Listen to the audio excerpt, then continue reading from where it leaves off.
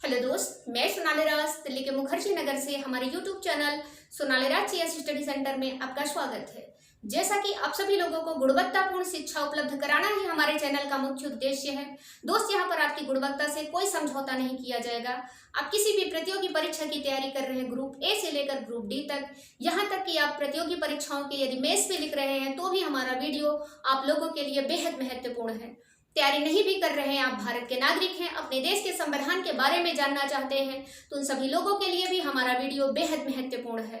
दोस्त, यहाँ पे हम लोग ऑनलाइन क्लास बिल्कुल ऑफलाइन की तरह पढ़ेंगे।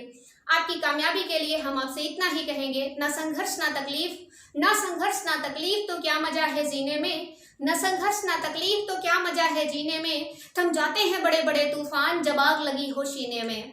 कहने का मतलब, अपनी कामयाबी को पाने के लिए, अपनी मंजिल तक पहुंचने के लिए आपको अपने अंदर एक जुनून की आग पैदा करनी होगी और उसमें बहुत सारी बाधाएं आएंगी। बाधाएं जो है कामयाबी का ही एक हिस्सा होती हैं, लेकिन बाधाओं की भी इतनी औकात नहीं होती कि आपके जुनून के आगे, आपकी मेहनत के आगे वो ज्यादा देर तक टिक पाए। कहते हैं ना, रात भर का मेहमान है अंधेरा, रात भर का मेहमान है अंधेरा, किसके रोके से रुका है शबेरा। यानी रात की इतनी औकात नहीं कि वो दिन को होने ही ना दे।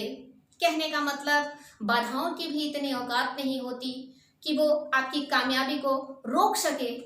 फिलहाल कड़ी मेहनत के साथ, ईमानदारी के साथ अपनी मंजिल को पाने के लिए आप लगातार प्रयास करते रहें। तो चलिए, बिना देरी किए हुए हम लोग अपने टॉपिक की तरफ चलते हैं। हमारा आज का जो टॉपिक है वो बहुत ही महत्वपूर्ण है, क्योंकि यहाँ से प्रत्येक एग्जाम में सवाल आना स्वाभाविक होता है। दोस्तों, हम लोग पढ़ रहे हैं भारत में संविधान सभा का गठन। संविधान सभा के गठन में हम लोग जो है सीरीज पार्ट 6 की सीरीज आज हम लोग पढ़ेंगे, यानी पार्ट 6 के बारे में पढ़ेंगे। पार्ट 6 में हम लोग देखेंगे भारत में संविधान सभा की कार्य प्रणाली, यानी प्रोसीजर ऑफ कॉन्स्टिट्यूएंट असेंबली।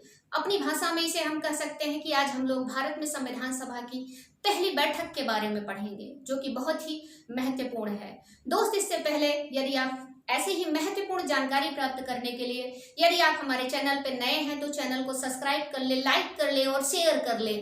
जो लोग जिन्होंने सब्सक्राइब किया है वो चैनल को लाइक कर ले और ज़्यादा से ज़्यादा शेयर करें, ताकि इसका लाभ बहुत सारे लोगों को मिल सके। जो लोग प्रतियोगी परीक्षा की तैयारी कर रहे हैं या जो भारत के नागरिक हैं, अपने देश के संविधान के बारे में जान सके।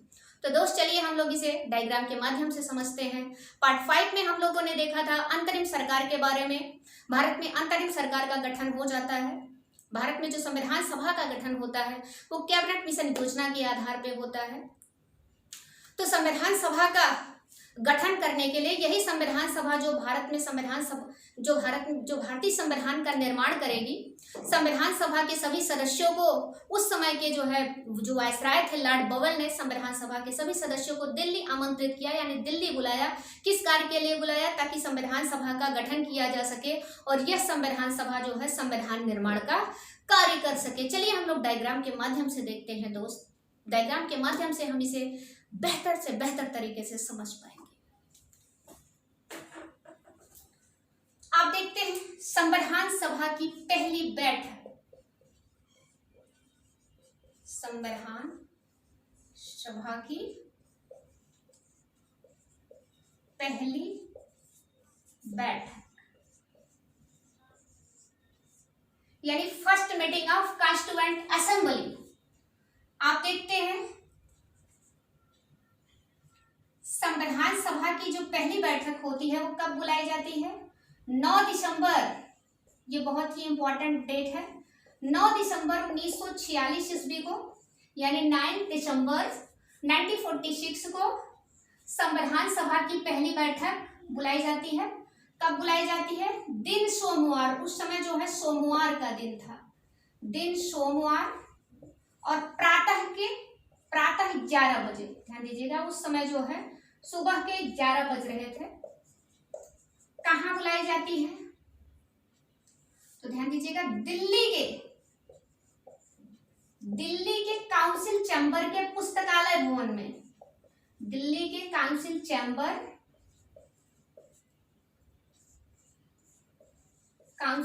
के पुस्तकालय भवन में। पुस्तकालय भवन को हम लोग जो है लाइब्रेरी बिल्डिंग के नाम से भी जानते हैं। किस नाम से जानते हैं पुस्तकालय भवन को?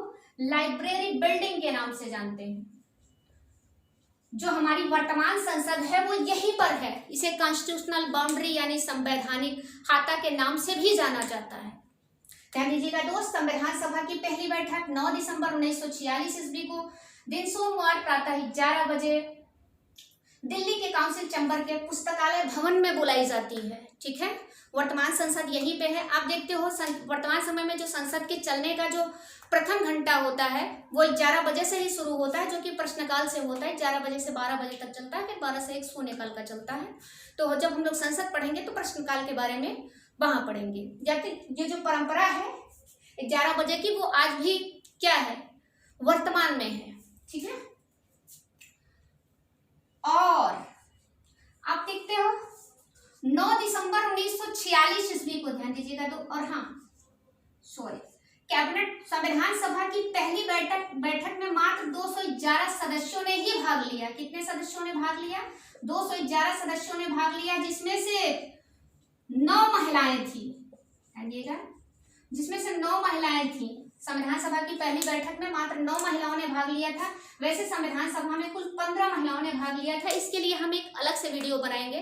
ठीक है, फुल कॉन्सेप्ट के साथ देखेंगे संविधान सभा में महिलाओं के बारे में। ठीक है, संविधान, आप कहेंगे क्यों 211 सदस्य? सब कैबिनेट मिशन योजना के अनुसार संविधान सभा के सदस्यों की संख्या तो 389 थी, फिर 211 सदस्य ही क्यों फर्स्ट मीटिंग में आए? क्योंकि 93 सदस्य, ध्यान दीजिएगा, 93 सदस्य जो देशी रियासतों के प्रमुखों द्वारा मनोनीत होकर आने थे, यानी 93 मेंबर्स जो प्रिंसली स्टेट से आने थे, मनोनीत यानी नॉमिनेट होकर के, और ये जो है, इन्होंने जो है, ये 93 सदस्य जो है संविधान सभा की पहली बैठक में अनुपस्थित रहे। यानी कहने का मतलब जो देशी रियासतें थी, जो रजवाड़े थी, उन्होंने अपने भविष्य का निर्णय नहीं लिया था।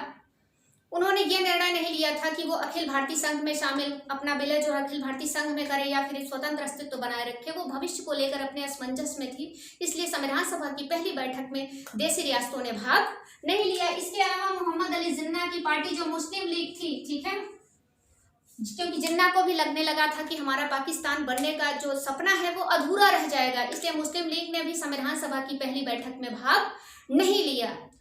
आपको कंफ्यूज करने के लिए एग्जाम में क्वेश्चन पूछ लेगा, क्या संविधान सभा की पहली बैठक में देशी रियासतों और मुस्लिम लीग के सदस्यों ने भाग लिया था? तो बिल्कुल नहीं।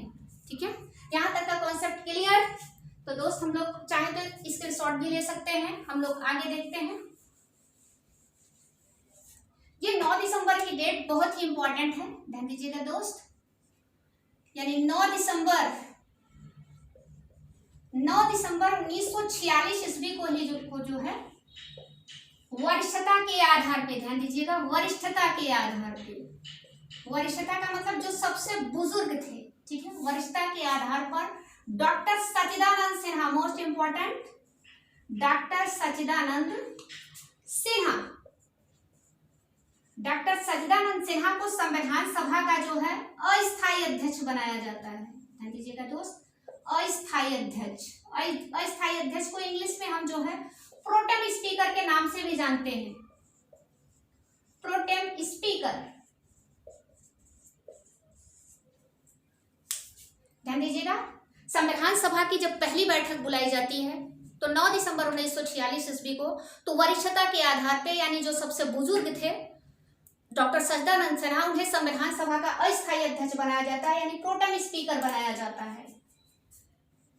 अस्थायी अध्यक्ष की परंपरा हमने किस देश से ली है? तो हमने अस्थायी अध्यक्ष की परंपरा हमने फ्रांस से ली है। प्रेजेंट टाइम में अस्थायी अध्यक्ष की परंपरा है। आप देखते हो जब नई लोकसभा का चुनाव होता है तो नई लोकसभा के चुनाव में जो लोकसभा के नवनिर्वाचित सदस्य होते हैं उनको सदन की सदस्यता की शपथ दिलाने के लिए राष्ट्रपति एक अस्थायी अध्यक्ष यानी प्रोटेम स्पीकर की नियुक्त करता है, जो लोकसभा के नवनिर्वाचित सदस्यों को जो है शपथ दिलाता है। अस्थायी अध्यक्ष वही होता है जो सबसे बुजुर्ग सदस्य होता है। ठीक है, ध्यान दीजिएगा दोस्त, सच्चिदानंद सिन्हा जो थे वो संविधान सभा के सदस्य नहीं थे। आपको कंफ्यूज करने के लिए पूछ लेता है, क्या सच्चिदानंद सिन्हा संविधान सभा के सदस्य थे? तो बिल्कुल नहीं। इनको इसलिए संविधान सभा का स्थायी अध्यक्ष बनाया गया क्योंकि ये सबसे वरिष्ठ थे, सबसे बुजुर्ग थे, ये बिहार से थे और एक वकील थे। और संविधान सभा की पहली अध्यक्षता डॉक्टर सच्चिदानंद सिन्हा ने ही की थी। बहुत सारे लोग जो है डॉक्टर राजेंद्र प्रसाद लगा देते हैं, जो कि गलत है। इसमें स्थायी और अस्थायी नहीं पूछ रहा है।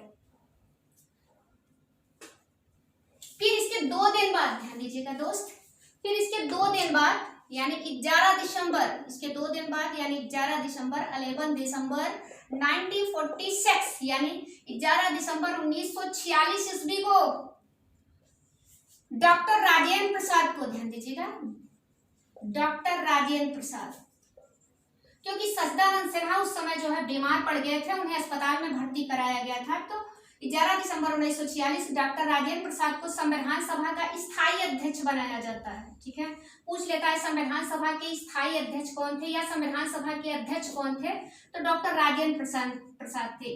अध्यक्ष को हम लोग स्पीकर कहते हैं।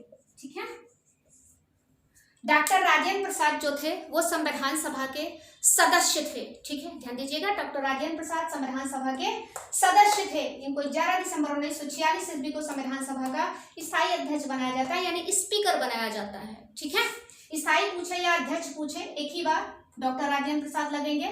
ये भी बिहार से थे, ये भी एक वकील थे, बाद में ये जो है भारत के प्रथम राष्ट्रपति ही बनते हैं। ये बहुत ही योग्य व्यक्ति थे। ठीक है, फिर इसके ध्यान दीजिएगा, इसी दिन संविधान सभा के जो है 2 उपाध्यक्ष बनाए जाते हैं, 2 डिप्टी स्पीकर बनाए जाते हैं। संविधान के 2 उपाध्यक्ष कौन कौन से थे? पहले थे H.C. मुखर्जी, ध्यान दीजिएगा, H.C. मुखर्जी, इनका पूरा नाम था हरेंद्र चूकर मुखर्जी, और दूसरे उपाध्यक्ष थे B.T. कृष्णमाचारी, B.T. कृष्णमाचारी। ध्यान दीजिएगा, संविधान सभा में विचार किया गया कि संविधान का जो है एक उपाध्यक्ष देशी रियासतों से होना चाहिए, तो B.T. कृष्णमाचारी जो है देशी रियासतों से आए थे। ठीक है, यहां तक का कॉन्सेप्ट क्लियर। आगे हम लोग देखते हैं,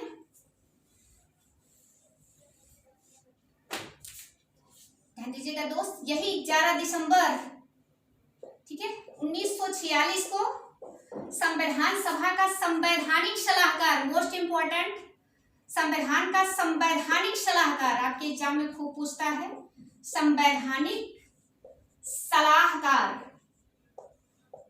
या परामर्शदाता कह लीजिए। ठीक है, परामर्शदाता कह लीजिए या कॉन्स्टिट्यूशनल एडवाइजर कह लीजिए।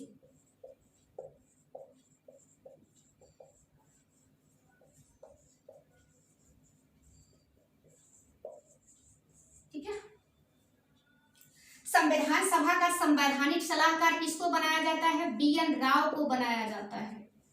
B.N. राव, इनका पूरा नाम था वेनगल नरसिंह राव, वेनगल नरसिंह राव। ध्यान दीजिएगा दोस्त, 11 दिसंबर 1946 ईस्वी को B.N. राव को संविधान सभा का संवैधानिक सलाहकार कहे या परामर्शदाता पूछे या फिर कॉन्स्टिट्यूशनल एडवाइजर पूछे, एक ही बात। ठीक है, किसको बनाया जाता है? B.N. राव को बनाया जाता है। B.N. राव का पूरा नाम था वेनगल नरसिंह राव। B.N. राव जो ये भी बिहार के ही थे। ठीक है, बहुत ही योग्य व्यक्ति थे ये। B.N. राव संविधान सभा का जो ड्राफ्ट है यानी जो प्रारूप है या कह लीजिए संविधान का ब्लूप्रिंट किसने तैयार किया था? तो B.N. राव ने ही तैयार किया था। ये बहुत ही योग्य व्यक्ति थे।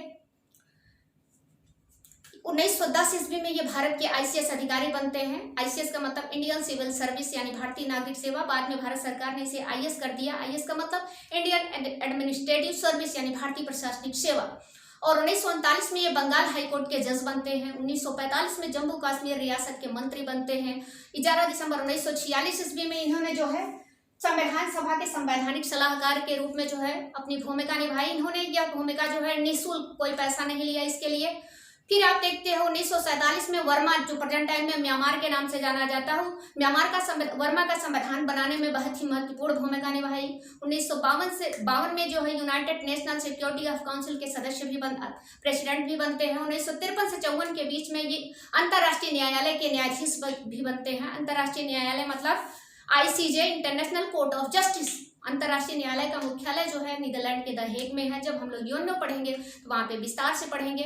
दोस्त, हमारा वीडियो यहीं तक। अगली सीरीज में हम लोग जो है उद्देश्य प्रस्ताव के बारे में देखेंगे, यानी ऑब्जेक्टिव रिसोल्यूशन के बारे में। हमारा वीडियो यहीं तक। आपकी कामयाबी के लिए हम आपसे इतना ही कहेंगे, अपनी कामयाबी के लिए आप लगातार ईमानदारी के साथ, कठिन मेहनत के साथ प्रयास करते रहें। आप अपने अपनों के साथ खुश रहें, मस्त रहें। धन्यवाद।